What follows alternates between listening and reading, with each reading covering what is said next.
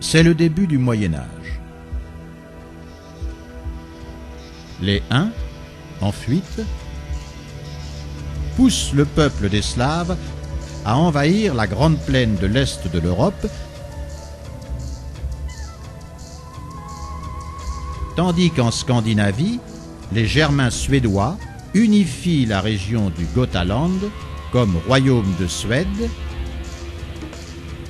suivi par les Germains danois qui unissent leurs clans, formant le royaume du Danemark.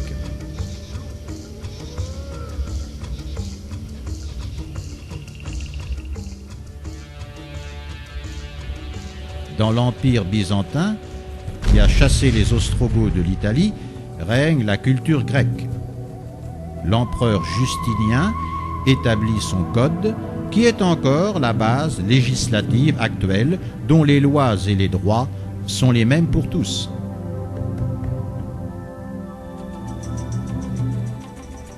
Mais après avoir dû céder le nord de l'Italie aux Germains lombards, les Byzantins doivent affronter un plus grand danger. Arrivant d'Arabie, les armées d'une nouvelle foi, l'islam, après avoir conquis les possessions orientales de l'Empire byzantin, avancent vers les Balkans. Ce sont les musulmans.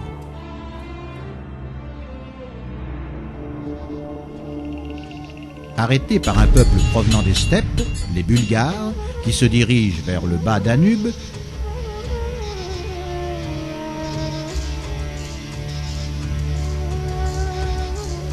les musulmans passent alors par l'Afrique,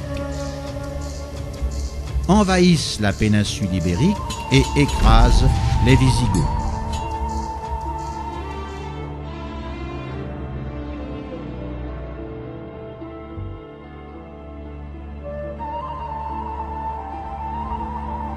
Les musulmans seraient même rentrés en France si le duc franc Charles Martel ne les avait arrêtés à Poitiers, les repoussant en Espagne.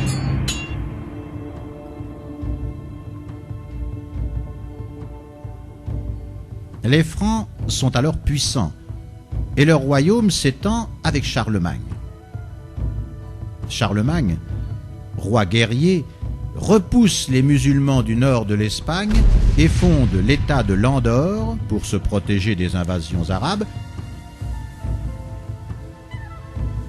Puis il annexe les pays germains, conquiert l'Italie du Nord et, se posant en défenseur de l'Église, il donne à la papauté des possessions en Italie, permettant la création des États pontificaux. En récompense, il est sacré empereur romain d'Occident avec toutes les magnificences et les titres de l'ancienne Rome.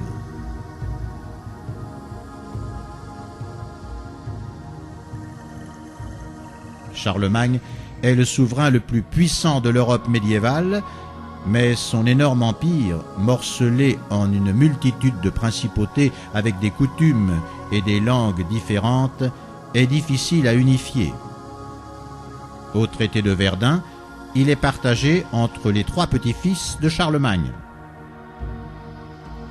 Naissent alors l'ancienne France, à l'occident de l'Empire,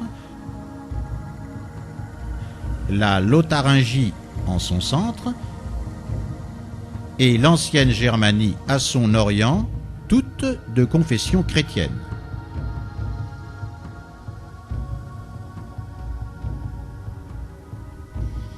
Cet équilibre va vite se troubler car une nouvelle invasion arrive du nord. Des peuples germains de Scandinavie, les Vikings suédois, établissent des comptoirs pour leur commerce avec l'entre-terre russe, où ils fondent l'État de Kiev, qu'ils appellent Ruthénie, tandis que d'autres Vikings, les Norvégiens et les Danois, après avoir dévasté l'Angleterre, débarquent en France et la ravagent jusqu'à obtenir un duché qui prend le nom de Normandie.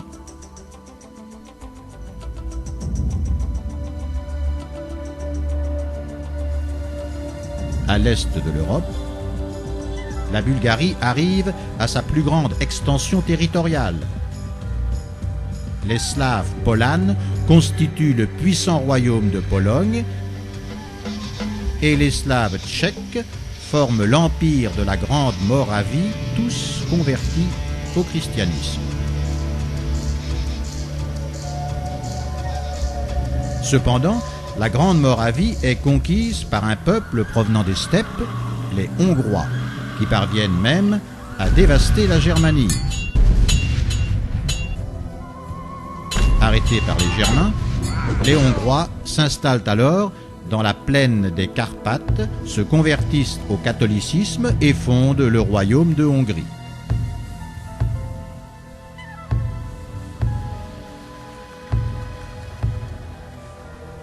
À cette époque, la Germanie est un État très puissant et son roi, Otton Ier, a des ambitions impériales. Il fonde le marquisat d'Autriche pour former une barrière aux incursions des Hongrois, puis il envahit la Lotharingie et l'Italie, rentrant triomphant dans Rome, où le pape le couronne empereur du Saint-Empire romain germanique. C'est le Premier Reich.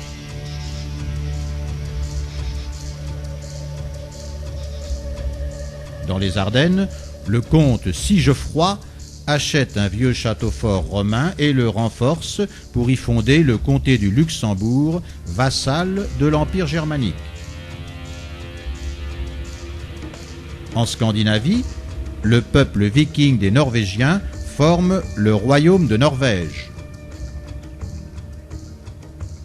Dans les Balkans, les Byzantins annexent la Bulgarie, mais ils perdent le sud de l'Italie, la Sicile et l'île de Malte, tous occupés par les Normands.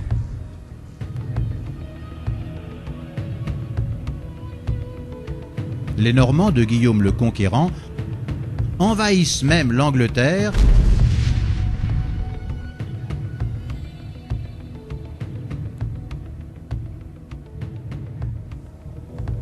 mais ils sont repoussés d'Irlande.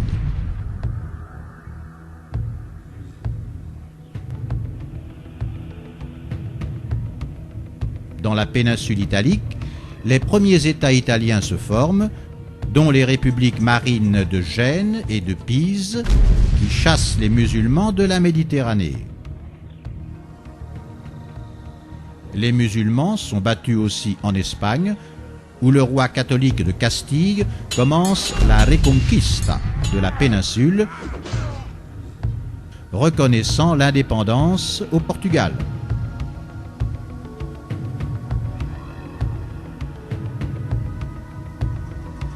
La France, par contre, affronte un grand danger, car l'un de ses vassaux, le comte d'Anjou Henri II, possesseur de la Normandie, de la Bretagne et de l'Aquitaine, hérite aussi du trône d'Angleterre et, désormais à la tête de l'Empire plantagenet, il défie la France.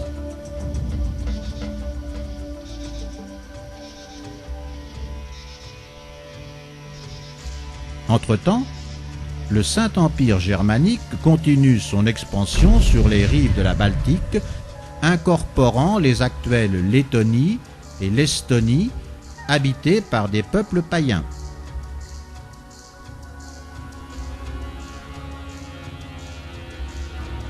Le royaume de Hongrie s'étend,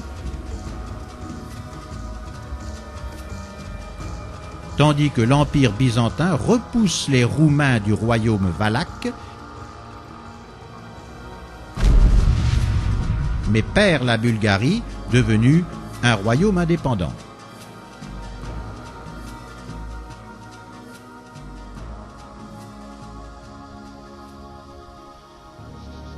À cette époque, préoccupé par l'occupation musulmane de Jérusalem, le pape Grégoire VIII appelle les nobles chrétiens à la libération de la Terre sainte et organise les croisades. Le roi croisé d'Angleterre, Richard Cœur de Lion, prend aussitôt Chypre aux musulmans, mais quand les Anglais attaquent la France, le roi Philippe Auguste les bat et confisque leurs possessions françaises.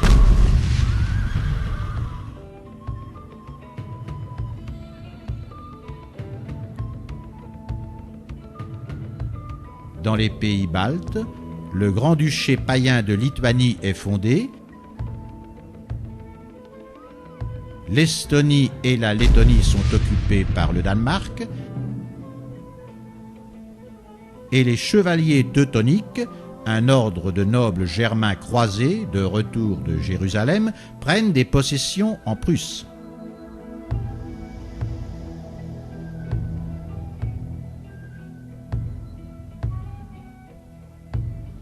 La Suède se christianise et annexe la Finlande, habitée par des tribus sans cohésion politique. La Ruthénie est envahie par les Mongols tatars.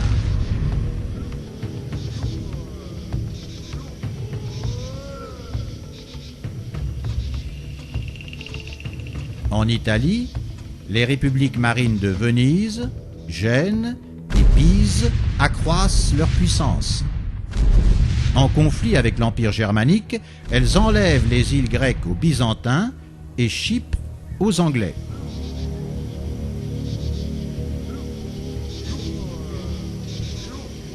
À Rome, les conflits avec les Souabes de Sicile provoquent l'appel au secours du pape Clément IV au roi de France, Louis IX, connu sous le nom de Saint-Louis, qui envoie alors une armée commandée par son frère Charles d'Anjou. Mais en Sicile, les Français sont repoussés par les Espagnols d'Aragon qui débarquent en occupant le sud de l'Italie.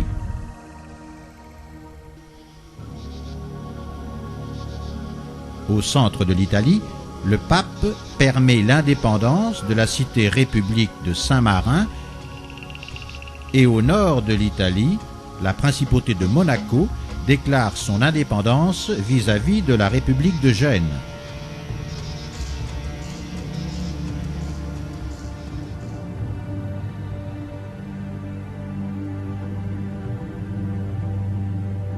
En 1300, les alliances produites par les mariages entre les souverains d'Europe conduisent leurs héritiers à de violentes controverses.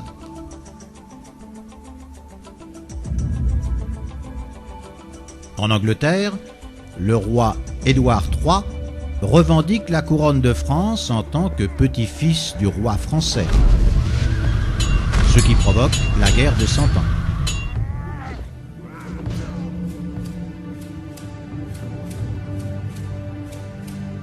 Au Danemark, la reine catholique Marguerite Ier unifie la Norvège et la Suède sous sa couronne.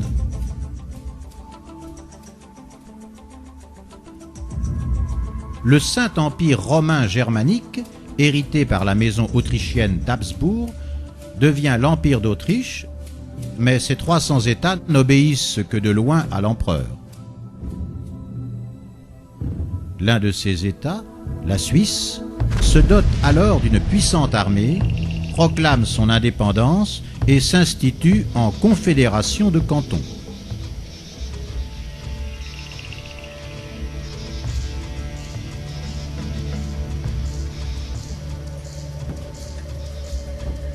À l'est de l'Europe, les Tatars abandonnent la Ruthénie.